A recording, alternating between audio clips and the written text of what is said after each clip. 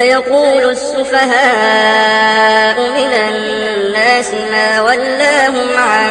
قبلتهم التي كانوا عليها قل لله المشرق والمغرب يهدي من يشاء إلى صراط مستقيم وكذلك جعلناكم أمة وسطا لتكونوا شهداء على الناس ويكون الرسول عليكم شهيدا وما جعلنا القبلة التي كنت عليها إلا لنعلم من يتبع الرسول ممن ينقلب على عقبيه وإن كانت لكبيرة إلا على الذين هدى الله وما كان الله ليضيع إيمانكم إن الله بالناس لرءوف رحيم قد نرى تقلب وجهك في السماء فلنولينك قبلة ترضاها فول وجهك شطر المسجد الحرام وحيث ما كنتم فولوا وجوهكم شطره وإن الذين أوتوا الكتاب ليعلمون أنه الحق من ربهم وما الله بغافل عما يعملون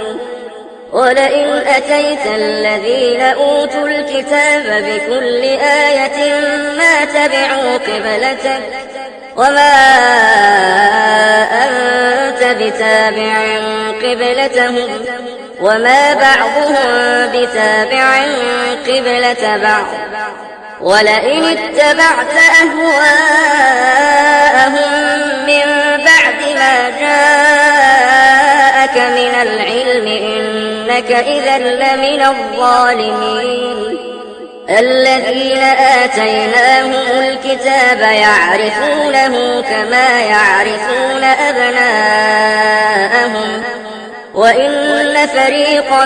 منهم ليكتمون الحق وهم يعلمون الحق من ربك فلا تكونن من الممترين ولكل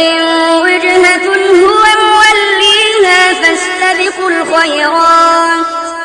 أينما تكونوا يأت بكم الله جميعا إن الله على كل شيء قدير ومن حيث خرجت فول وجهك شطر المسجد الحرام وإنه للحق من ربك وما الله بغافل عما تعملون ومن حيث خرجت فول وجهك شطر المسجد الحرام وحيث ما كنتم فولوا وجوهكم شطره لئلا يكون للناس عليكم حجة إلا الذين ظلموا منهم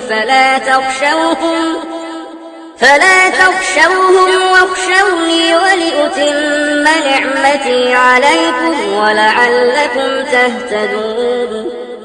كما أرسلنا فيكم رسولا منكم يتلو عليكم آياتنا ويزكيكم ويعلمكم الكتاب والحكمة ويعلمكم ما لم تكونوا تعلمون فاذكروني أذكركم واشكروا لي ولا تكفرون